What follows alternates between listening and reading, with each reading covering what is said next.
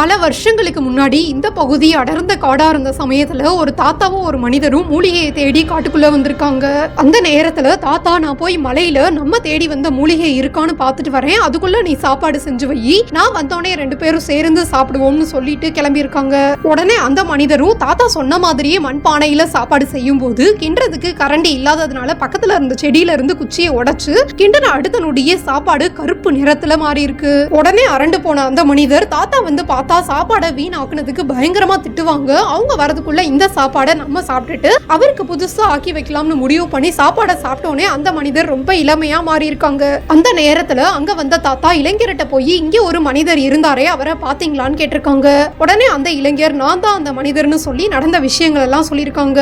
உடனே தாத்தா, என்ன விட்டுட்டு நீயே சாப்பிட்டேன்னு திட்டுனதுனால அந்த இளைஞர் வாந்தி எடுத்ததாகவும் அந்த வாந்திய தாத்தா எடுத்து சாப்பிட்டோன்னே அவரும் இளமையானதாகவும் இளைஞர் 1000 வருஷம் சிவனை நினைச்சு தவம் இருந்து சிவன்ட்ட சித்தேஸ்வரர் பட்டம் வாங்கி இந்த கோவில்ல இருக்கிறதாக சொல்றாங்க. இந்த கோவிலோட பேரு கஞ்சமலை சித்தேஸ்வரர் கோவில். சேலம் கஞ்சமலையில இந்த கோவில் இருக்கு.